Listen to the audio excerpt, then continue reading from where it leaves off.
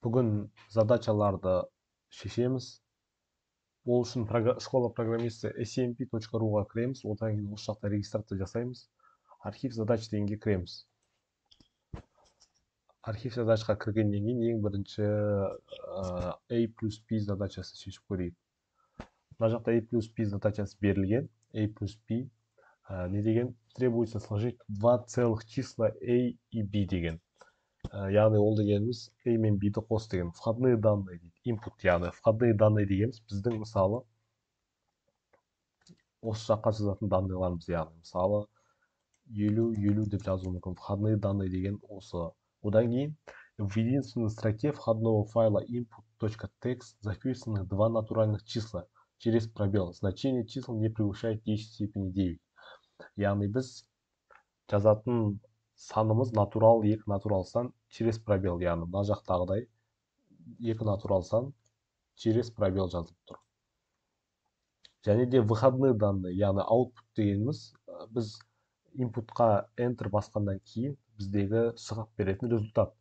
В единственную строку выходного файла output.txt нужно вывести одно целое число, сумму чисел a и b.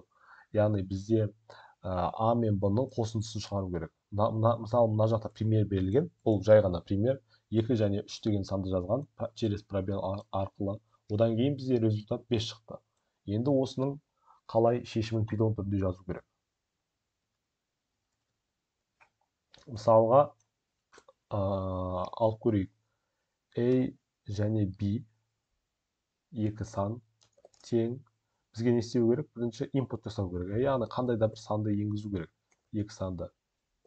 Input. Одан кейін input'тан кейін не істеу керек? Ол екі санды, мысалы мына жақта айтқан, екі санды жазу керек, натуральный число через пробел. Ал пробел арқылы анықтайтын қандай команда бізде? Точка split. Яғни точка split арқылы Python оның пробелдарды бөлек-бөлек анықтап алады. Одан кейін біз не істейміз? Яғни бірінші input дегенде біз қандай да бір командалар, мысалы 50-50 дегенді енгіземіз. Одан кейін мынау пробел арқылы Python 50-50 деп бөлек-бөлек анықтап алады, жазып алады. Одан кейін не істейді? Бізге оны енді екеуін қосу керек. Ол үшін не істейміз? Print дейміз. Print a қосу b. Осыны ран жасап көрейік. Мысалға бізге онлайн компилятордың бір минус жері осындай кішкене ұзағырақ жасау мүмкін. Сол үшін сіздерге осындай встроенный программное обеспечение калькуляторда орнатып алуларыңыз ыңғайлы болады.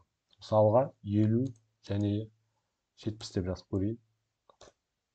50-70, яғни 50-70 дегенді маған біріктіріп жазып берді. Неге біріктіріп жазып берді? Өйткені біз мына жақтағы split деген команда тек қана string деген тип данлыққа ғана орнатылады.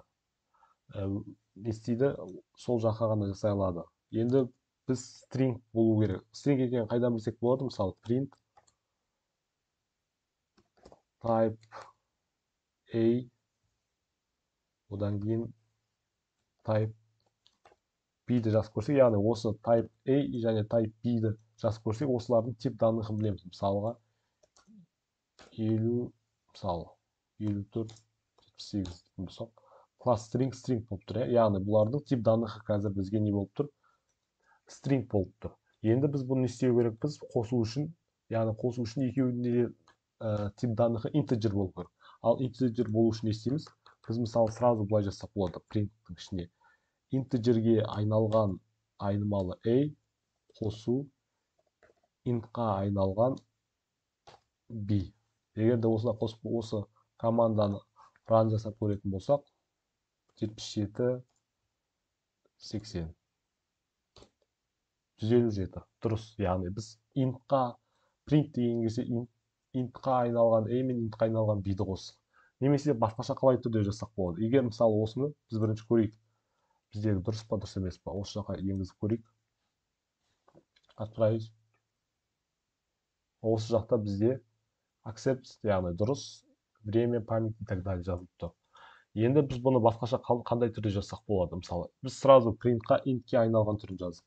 Немесе оны былай да жазса болады. Мысалға a, b, тең, яғни жеке-жеке айналдырамыз бөлек, яғни int a өтір int b.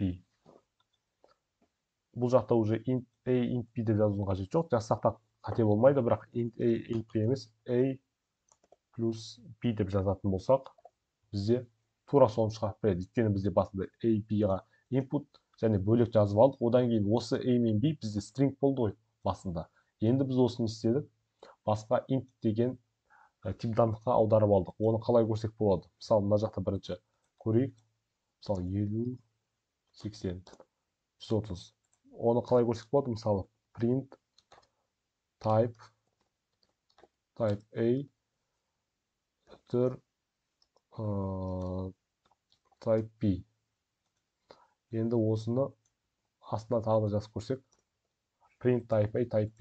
Осыны мысалы 10, 20 дейтін болсақ, біріншісінде яғни яқта string болып тұрады. Потом біз int a, int b-ға интеджерға аударғаннан кейін бізде int болады класс. И потом екеуі қосылады a, b. Мысалы осыны да қосып көрсек, осы да бізде дұрыс болып шығады жауабымыз. Және де қандай да басқаша түрлер жазсақ болады. Мысалы басқаша түрде былай жазсақ болады. A тең input, яғни input жазамыз. Одан кейін мысалы A1, A2, A2 тең мысалы A.split, A.split, одан кейін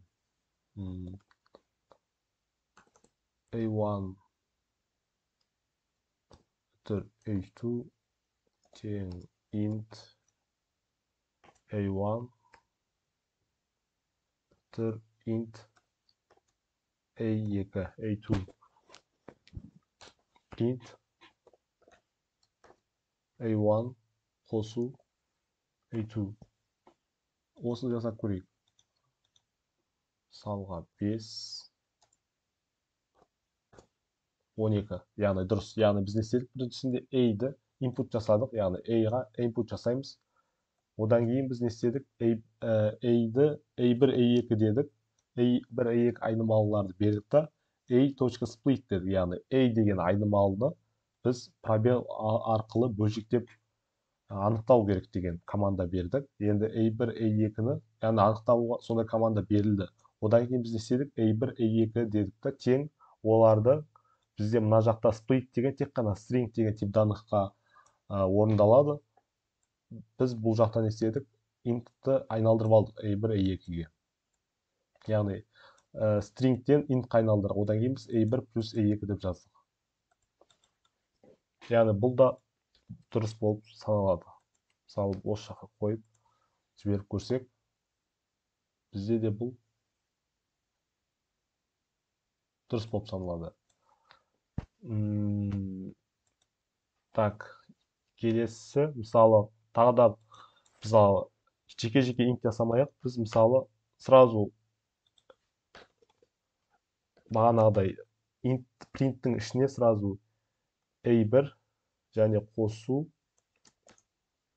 int A2 деп жазсақ болады.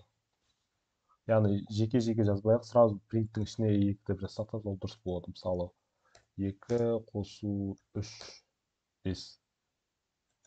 Яғни әртүрлі түрде жазсақ бола береді. Немесе былай жазсақ та болады. A1, A2, print A2 деген орнына, мысалы split дегеніміз, яғни ол бөлшектеп жазады. Мысалы C тең, например, int, яғни int-қа айналған A1 қосу int-қа айналған A2. Мына жақта біз не істейміз? C-ді шақыра саламыз, яғни бізде A input болды, одан кейін A split-қа 2-ге бөлінеді, одан кейін C int A1 плюс int A2, яғни int-қа айналған A1, int-қа айналған A2. И біз C-ны шақырамыз. C дегеніміз мына екеуінің қосындысы. Мен ран жасайық. Біз бірінші істейміз. Мысалы 8 и 6 деп жазатын болсақ, біз осында A-ға жаздық. A деген яқта 2-ге бөліп алды, яғни 8-ді A1, 6-ны A2 деп алды. Пробел арқылы бөліп. Одан кейін біз C-де не істейді? Осыны 8 мен 6 string тип даннықты intқа айналдырды да екеуін қосты. И біз C-ді шақырдық. 14. Барлығы дұрыс. Мысалға, енді қателермен жұмыс жасап шығайық. Мысалы, A1, мысалы A тең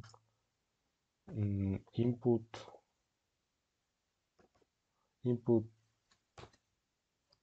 split. Мысалы, мына жаққа тек қана пробел емес, мына жаққа мысалы біз сызықша арқылы қойып кетсек, бізде қандай не шығады? Сызықша арқылы біз жасақ болады. Мысалы, A input split болатын болса, A емес, A B деп алайық. И бізде мысалы қысқа түрін print intке айналған A қосу intке айналған B. Енді осы жақта қалай болады? Осыны не істейтін болсақ, бізде сплиттің ішінде қандай тырнақша арқылы жазылған тыныс белгі арқылы сплит анықтайды. Мына жақта қандай қате шығып тұр? Мына жақта біз нені ұмытып кеттік? Нүктені ұмытып кеттік. Енді мысалы 9 қосу 10. Сызықшаны ұмытып кеттік, сызықша 10. 19. Яғни бізде мысалы сплиттің ішінде қандай тыныс белгі қалдырдық? Мысалы тек қана бір тыныс белгі, мысалы 2 жұлдызша және сызықшаны қалдырып кететін болсақ, осы арқылы анықтайды. Егер де мысалы 8, 2 жұлдызша, сызықша 4 болатын болса, 12. Яғни сплит арқылы, осылар арқылы анықтайды. Осындай кез келген өзіміздің ойымыздағы түрлендіріп есепті шығарсақ болады.